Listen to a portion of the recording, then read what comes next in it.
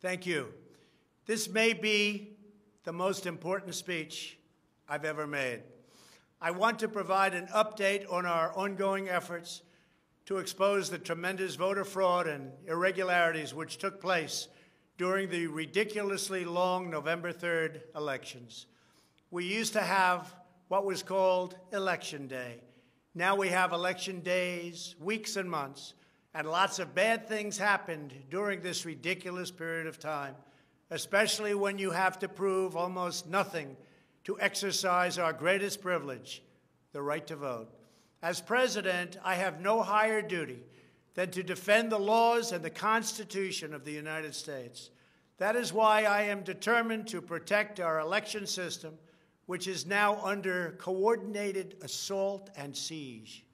For months leading up to the presidential election, we were warned that we should not declare a premature victory. We were told repeatedly that it would take weeks, if not months, to determine the winner, to count the absentee ballots, and to verify the results. My opponent was told to stay away from the election. Don't campaign. We don't need you. We've got it. This election is done. In fact, they were acting like they already knew what the outcome was going to be. They had it covered, and perhaps they did, very sadly for our country. It was all very, very strange. Within days after the election, we witnessed an orchestrated effort to anoint a winner, even while many key states were still being counted. The constitutional process must be allowed to continue. We are going to defend the honesty of the vote by ensuring that every legal ballot is counted and that no illegal ballot is counted. This is not just about honoring the votes of 74 million Americans who voted for me.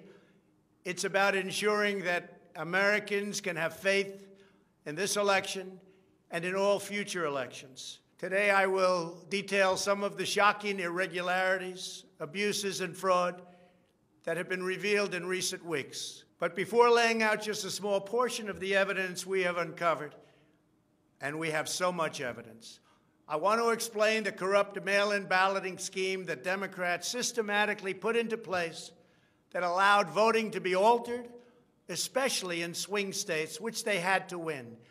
They just didn't know that it was going to be that tough because we were leading in every swing state by so much, far greater than they ever thought possible. While it has long been understood that the Democrat political machine engages in voter fraud from Detroit to Philadelphia to Milwaukee, Atlanta, so many other places.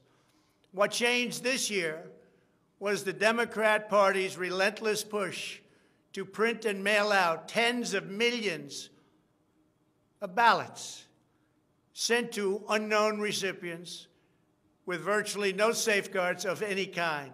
This allowed fraud and abuse to occur on a scale never seen before. Using the pandemic as a pretext, Democrat politicians and judges drastically changed election procedures just months and in some cases weeks before the election on the 3rd of November. Very rarely were legislatures involved, and constitutionally they had to be involved. But very, very rarely, and you'll see that as we continue to file our suits, it's constitutionally absolutely incorrect what took place, even from a legal standpoint. Many states, such as Nevada and California, sent millions of live ballots to every person on their voter rolls, whether those individuals had requested ballots or not, whether they were dead or alive. They got ballots.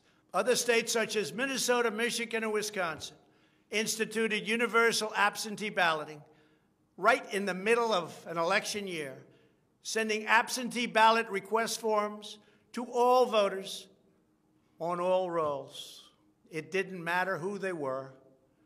This colossal expansion of mail-in voting opened the floodgates to massive fraud. It's a widely known fact that the voting rolls are packed with people who are not lawfully eligible to vote, including those who are deceased, have moved out of their state and even are non-citizens of our country. Beyond this, the records are riddled with errors, wrong addresses, duplicate entries, and many other issues. This is not disputed. It has never been disputed.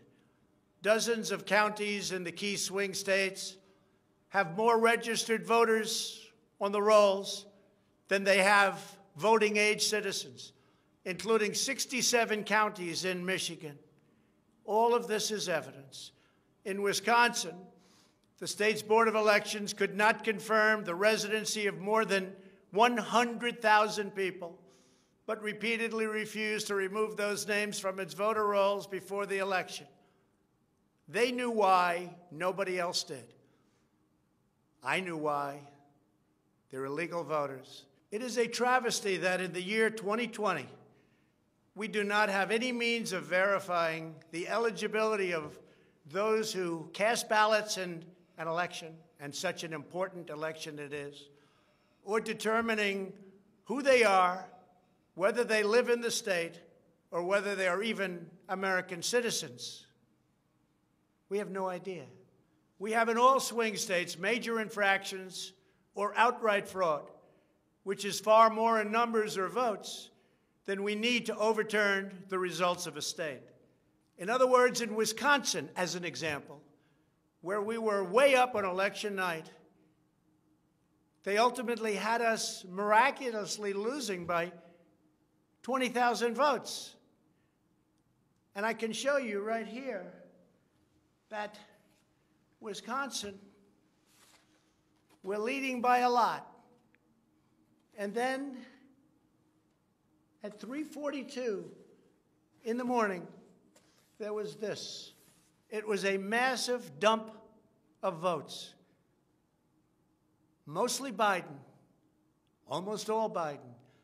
And to this day, everyone's trying to figure out, where did it come from?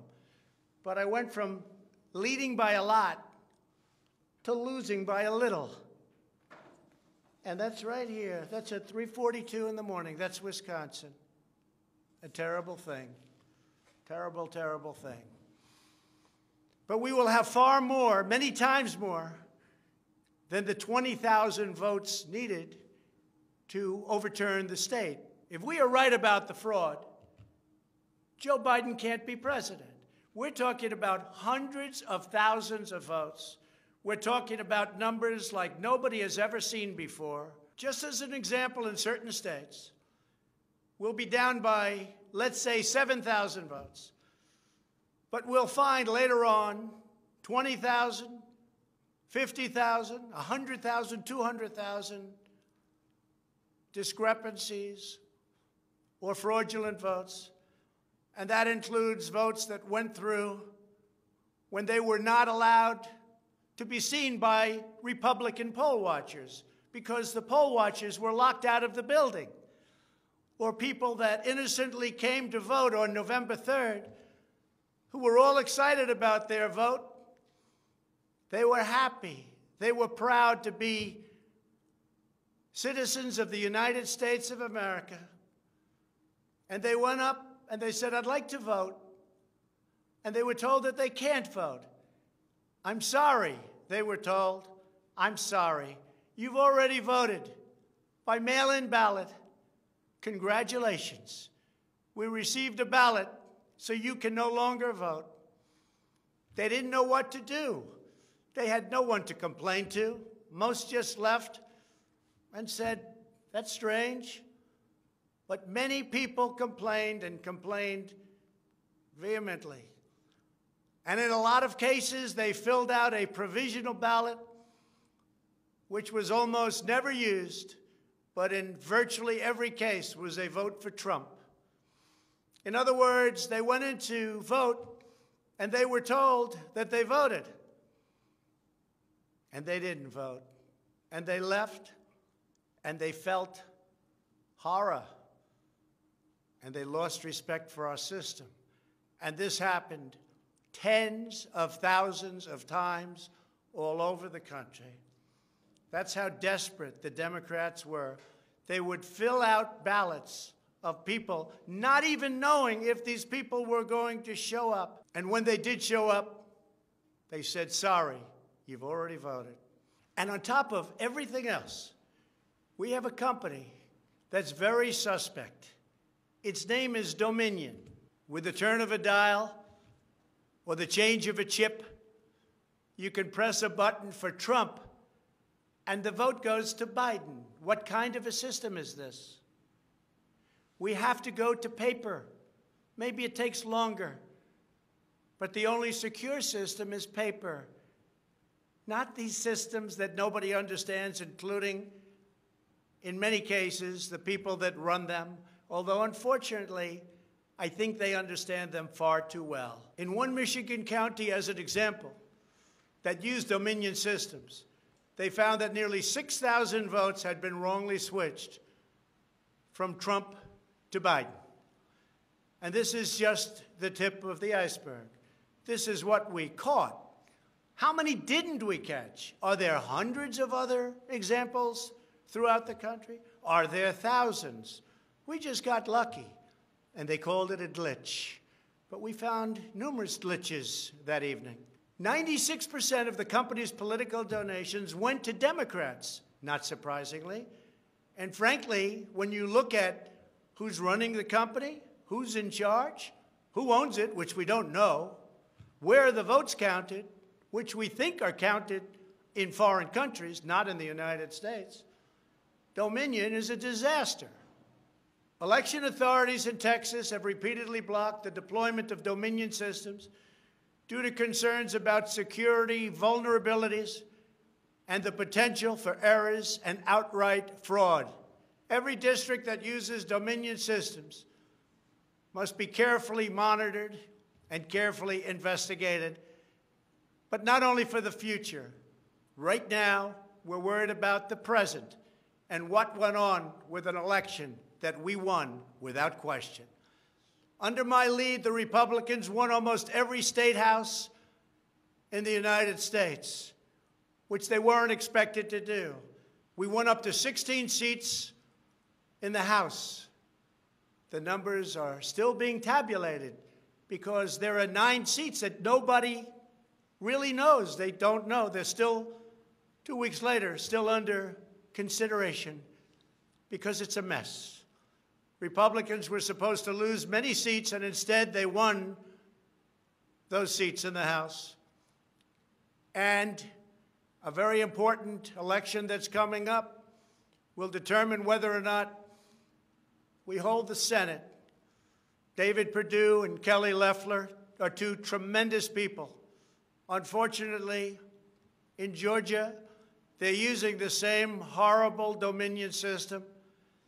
And it's already been out that hundreds of thousands, think of it, hundreds of thousands of absentee ballots have been requested. You check it out, who's requesting those ballots.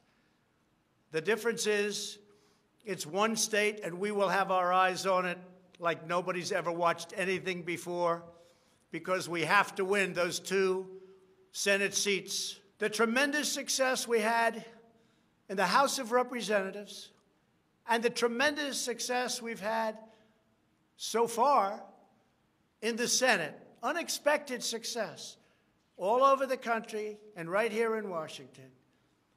It is statistically impossible that the person, me, that led the charge lost. The greatest pollsters, the real pollsters, not the ones that had us down 17 points in Wisconsin when we actually won, or the ones that had us down 4 or 5 points in Florida and we won by many points, or had us even and down in Texas and we won by a lot. Not those pollsters, but real pollsters, pollsters that are fair and honest, said we can't understand a thing like this. It's never happened before. You led the country to victory, and you were the only one that was lost. It's not possible. The Speaker of the House of a certain state said, "Sir, I expected to lose my seat, and instead, because of you and because of that incredible charge and all of those rallies, We got a tremendous victory, and everybody knows it. You were much more popular than me, sir, except I got many more votes than you did. And it's impossible that that happened. There is something wrong. I'll tell you what's wrong. Voter fraud. Here's an example. This is Michigan. At 6:31 in the morning, a vote dump of 149,772 votes came in unexpectedly. We were winning by a lot. That batch was received in horror. Nobody knows anything about it. By the way, there's your line. This is one of many. Here's what is normal. And all of a sudden, look at that. This is normal, normal. Look, even here, normal.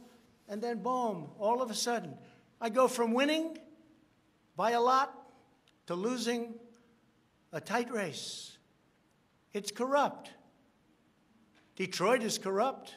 I have a lot of friends in Detroit. They know it. But Detroit is totally corrupt. Look at this. Look at this. That's at 6:31 in the morning. Unexpectedly came in. In the recent recount in Georgia, which means nothing because they don't want to check signatures. And if you're not going to check signatures in Georgia, it doesn't work. But we have a Secretary of State and a governor who made it very difficult to check signatures. Why? You'll have to ask them. But without a signature match or check, it doesn't matter. They found thousands and thousands of votes that were out of whack, all against me. This was during a recount that I didn't even think mattered. They found many thousands of votes, and that recount didn't matter. The one that matters is the one that's going on now. That because of the fact it's so close, they had to, by law, give another recount. But the recount has to be a recount where they check the signatures. Otherwise, they're just checking the same dishonest thing. It won't matter. In this case, the signatures on envelopes are the only thing that is relevant. We will compare the signature on the envelope to the signatures from past elections, and we will find that many thousands of people signed these ballots illegally. The Democrats had this election rigged right from the beginning. They used the pandemic, sometimes referred to as the China virus, where it originated, as an excuse to mail out tens of millions of ballots, which ultimately led to a big part of the fraud, a fraud that the whole world is watching. And there is no one happier right now than China. Many people received 2, 3, and 4 ballots. They were sent to dead people by the thousands. In fact, dead people, and we have many examples, filled out ballots, made applications, and then voted, which is even worse. In other words, dead people went through a process. Some have been dead for 25 years. Millions of votes were cast illegally in the swing states alone. And if that's the case, the results of the individual swing states must be overturned, and overturned immediately. Some people say that's too far out. That's too harsh. Well, does that mean we take a president, and we've just elected a president, where the votes were fraudulent? No, it means you have to turn over the election. And everybody knows, without going much further, and they've seen the evidence, but they don't want to talk about it, what a disaster this election was. A total catastrophe.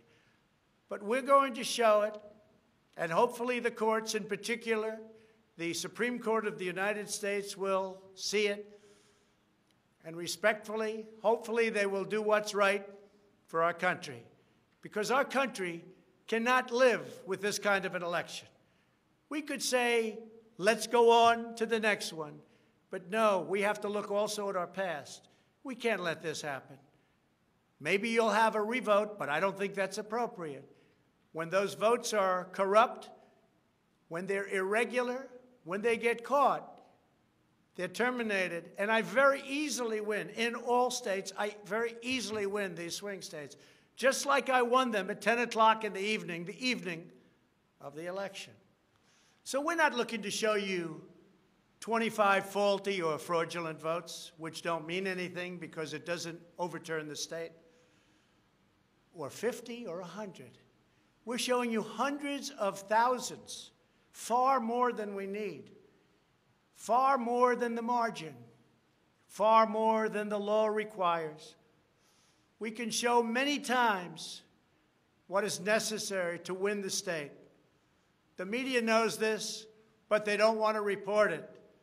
In fact, they outright refuse to even cover it because they know the result if they do. Even what I'm saying now will be demeaned and disparaged, but that's okay. I just keep on going forward because I'm representing 74 million people, and in fact, I'm also representing all of the people that didn't vote for me. The mail-in voting scam is the latest part of their 4-year effort to overturn the results of the 2016 election, and it's been like living in hell. Our opponents have proven many times, again and again, that they will say and do anything to get back into power. The corrupt forces who are registering dead voters and stuffing ballot boxes are the same people who have perpetrated one phony and fraudulent hoax after another. You've been watching it now for 4 years. These entrenched interests oppose our movement because we put America first. They don't put America first. And we're returning power to you, the American people. They don't want America first. They only want power for themselves. They want to make money. That's why they don't want me as your president. I've been investigated from soon after I announced I was running for president, when I immediately went to #1 in the Republican primary polls. The investigations never stopped. They went on for 4 years.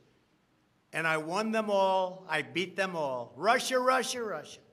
The impeachment hoax, and so much more.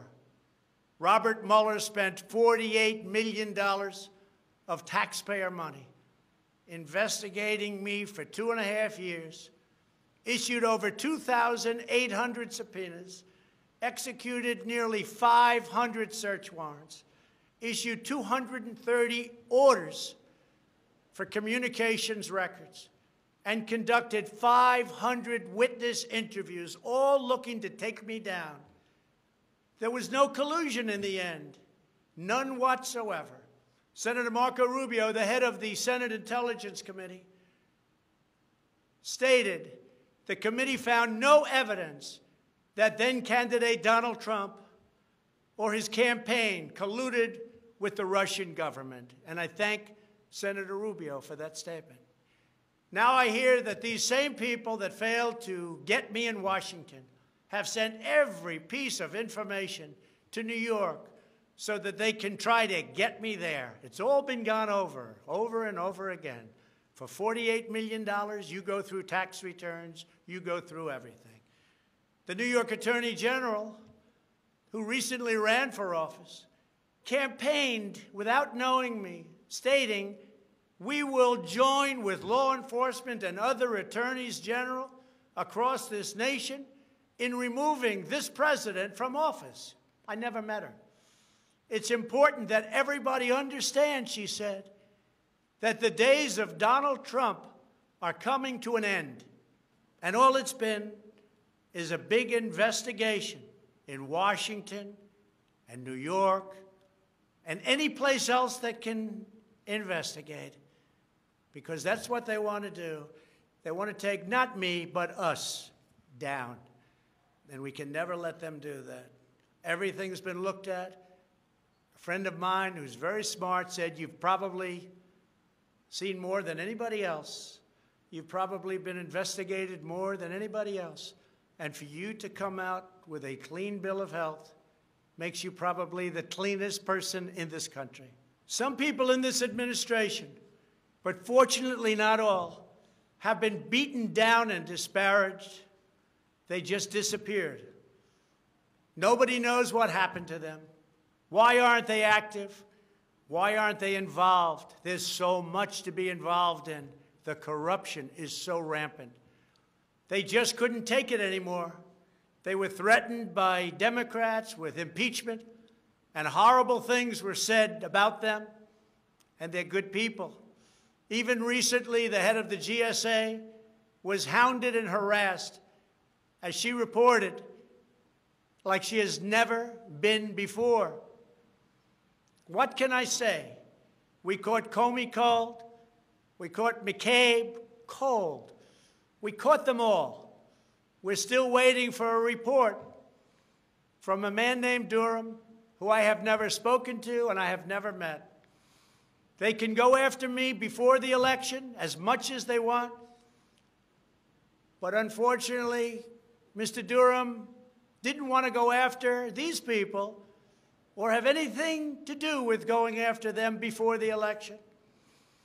So who knows if he is ever going to even do a report.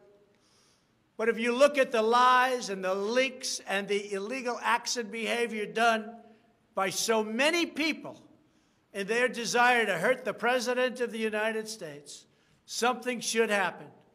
The hardest thing I have to do is explain why nothing is happening with all of these people that got caught spying on my campaign. It's never happened before, and it should never happen again to a president of the United States. All you have to do is watch the hearings and see for yourself. The evidence is overwhelming. The fraud that we've collected in recent weeks is overwhelming, having to do with our election. Everyone is saying, wow, the evidence is overwhelming when they get to see it. But really, it's too late to change the course of an election. It's too late to change the outcome. In fact, there is still plenty of time to certify the correct winner of the election. And that's what we're fighting to do. But no matter when it happens, when they see fraud, when they see false votes, and when those votes number far more than is necessary, you can't let another person steal that election from you. All over the country, people are together in holding up signs, "Stop the steal." To understand how we will challenge this fraud, it is important to know the problems with mail-in balloting. Pennsylvania, Michigan, Nevada, Georgia, Arizona, and most other states allowed anyone to get an absentee ballot and cast their vote without showing any ID. The voting took place entirely on the honor system. No identification of any kind was required.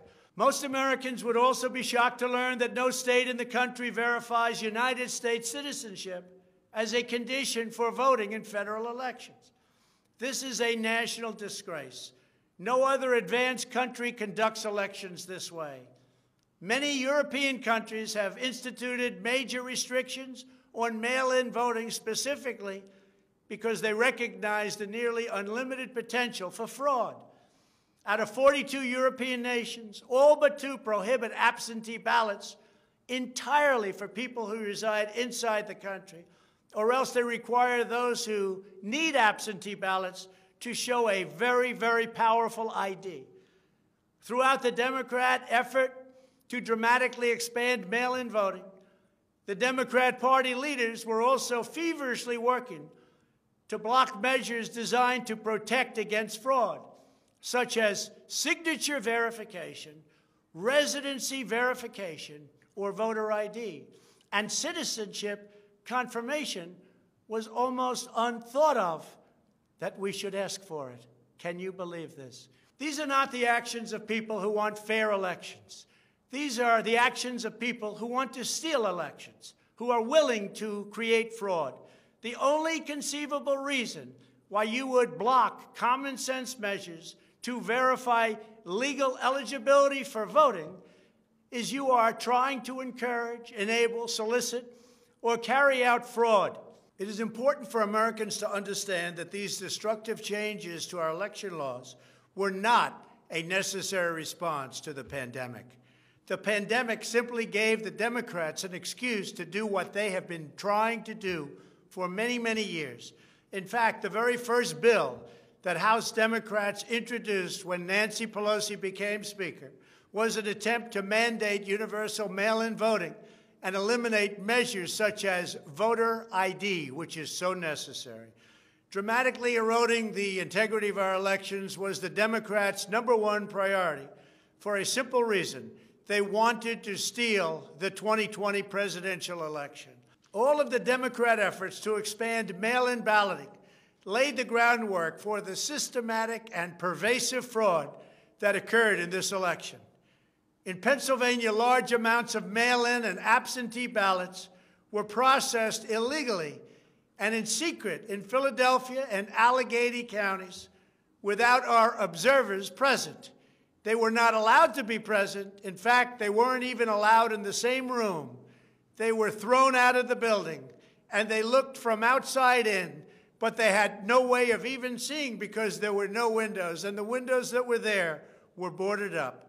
Democrats even went to the Pennsylvania Supreme Court to block observers from receiving access. There is only one possible reason that the corrupt Democrat political machine would oppose transparency during the vote counting. It's because they know they are hiding illegal activity. It's very simple.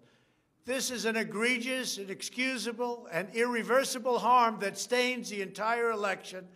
Yet this unprecedented practice of excluding our observers, our vote watchers, as some people call them, occurred in Democrat-run cities and key states all across the nation. Here are just some of the additional facts that we've uncovered. Many voters all across Pennsylvania received 2 ballots in the mail, and many others received mail-in ballots for which they never applied. So many got ballots, they didn't even know what they were for.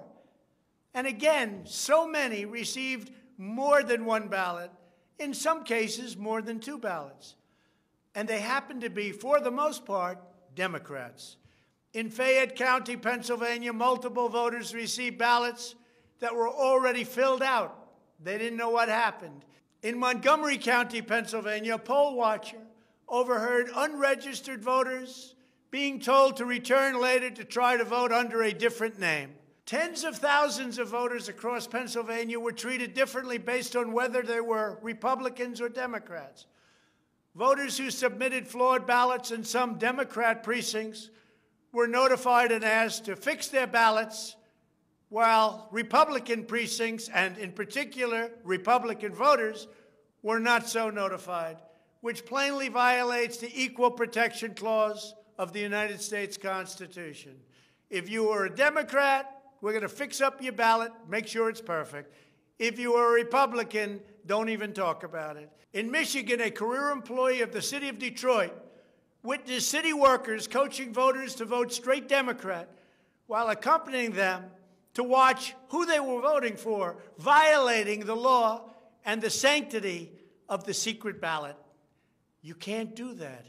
The same worker says she was instructed not to ask for any ID and not to attempt to validate any signatures. She was also told to illegally backdate ballots, many, many ballots, received after the deadline. This is something that is so unconstitutional. And she estimates that thousands and thousands of ballots were improperly backdated by her and many others. Other witnesses in Detroit also saw election officials counting batches of the same ballots many times, as well as illegally duplicating ballots. One observer testified to seeing boxes and boxes of ballots, all bearing the same signature. Another observer in Detroit gave sworn testimony that he saw countless invalid ballots that did not belong to properly registered voters, and then witnessed election workers in Wayne County entering fake birth dates into the system in order to illegally count them. Witnesses have signed sworn affidavits. In other words, you go to jail if you lie. testifying that after election officials announced the last absentee votes had been received, a batch of tens of thousands of ballots arrived, many without envelopes, all voting for Democrats.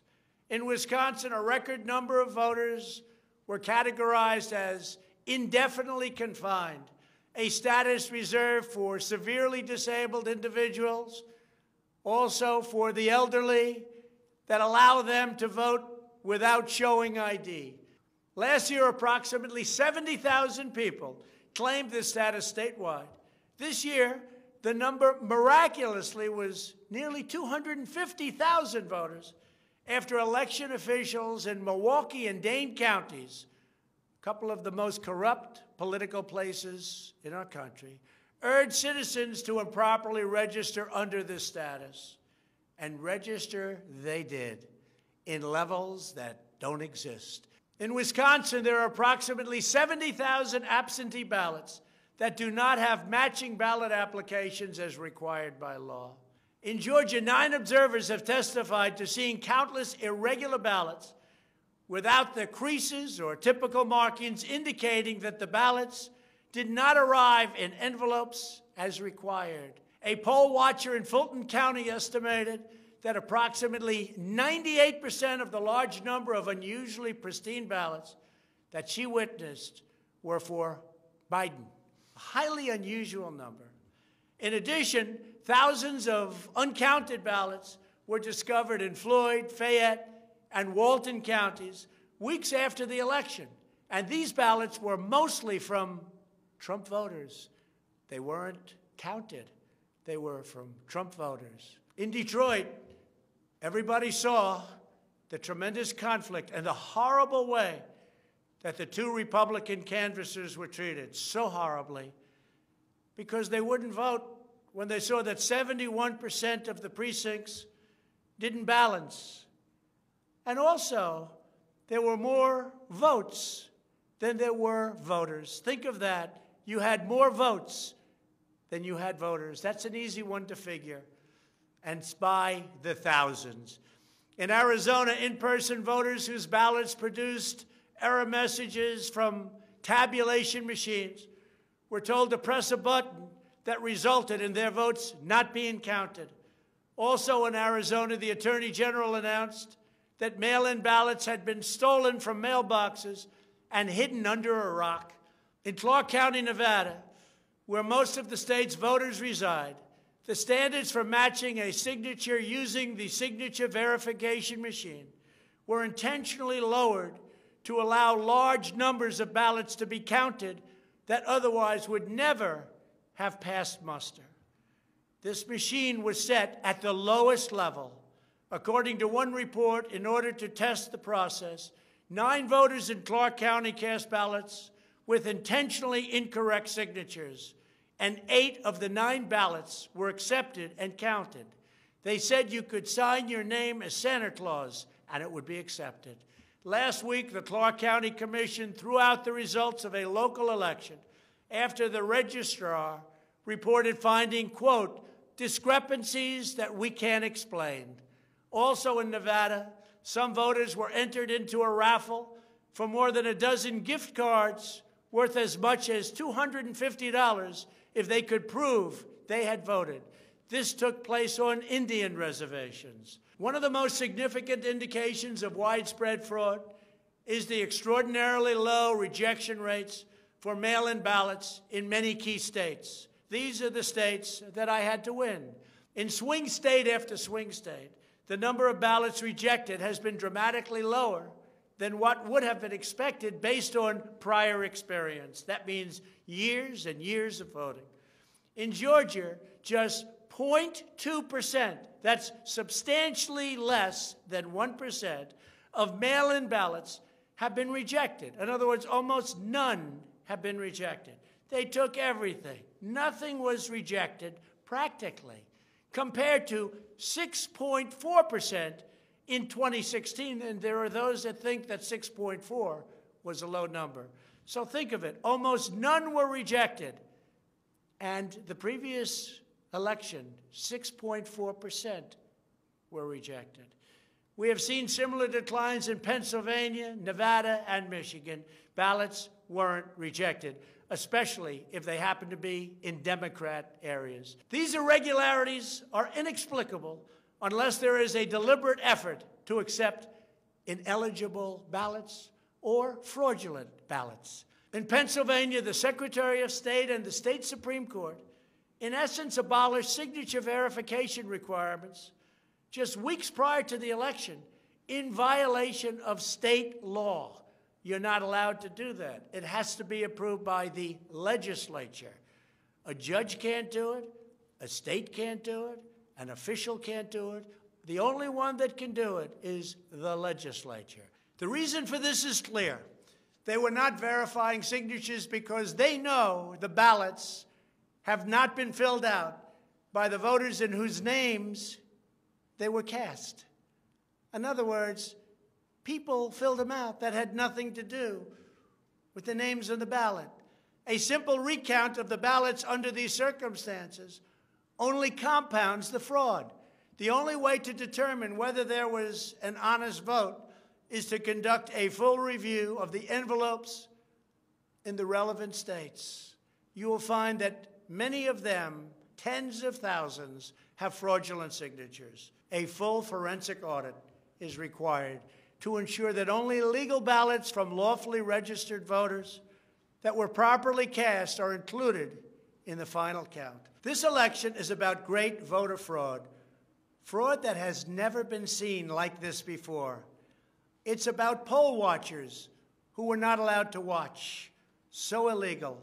It's about ballots that poured in, and nobody but a few knew where they came from, but they were counted, and they weren't for me. It's about big leads on election night, tremendous leads, leads where I was being congratulated for a decisive, easy victory, and all of a sudden, by morning or a couple of days later, those leads rapidly evaporated. It's about numbers of ballots that were sent that nobody knew where they came from. It's about machinery that was defective, machinery that was stopped during certain parts of the evening, miraculously to open with more votes. It was about many other things, but above all, it was about fraud. This election was rigged. Everybody knows it. I don't mind if I lose an election, but I want to lose an election fair and square. What I don't want to do is have it stolen from the American people. That's what we're fighting for, and we have no choice to be doing that. We already have the proof. We already have the evidence, and it's very clear. Many people in the media and even judges so far have refused to accept it. They know it's true. They know it's there. They know who won the election, but they refuse to say, you're right. Our country needs somebody to say you're right. Ultimately, I am prepared to accept any accurate election result, and I hope that Joe Biden is as well. But we already have the proof. We already have tens of thousands of ballots more than we need to overturn all of these states that we're talking about. This is an election for the highest office in the greatest country in the history of the world. Every reasonable American should be able to agree, based on what we have already documented, that we need a systematic analysis of the mail-in ballots to review the envelopes. It's about the signature. And if they're on the envelopes, we can only review the envelopes, and that will tell us everything. This is the absolute minimum we should expect. This is not just about my campaign, although it has a lot to do with who's going to be your next president. This is about restoring faith and confidence in American elections. This is about our democracy and the sacred rights that generations of Americans have fought, bled, and died to secure. Nothing is more urgent or more important. The only ballots that should count in this election are those cast by eligible voters who are citizens of our country, residents of the states in which they voted, and who cast their ballots in a lawful manner before the legal deadline. Moreover, we must never again have an election in which there is not a reliable and transparent system to verify the eligibility, identity, and residency of every single person who casts a ballot, a very, very cherished ballot. Many very smart people have congratulated me on all we've done. The biggest tax cuts in history, regulation cuts, the biggest in history. We rebuilt our military. We took care of our vets like never before. Space Force, and so much more. But then they went on to say, as big and as important as these events were, the single greatest achievement in your presidency will be exactly what you're doing right now, voter integrity for our nation. It's more important than any of the things that we discussed. If we don't root out the fraud, the tremendous and horrible fraud that's taken place in our 2020 election, we don't have a country anymore. So with the resolve and support of the American people, we will restore honesty and integrity to our elections, and we will restore trust in our system of government. Thank you, God bless you, and God bless America.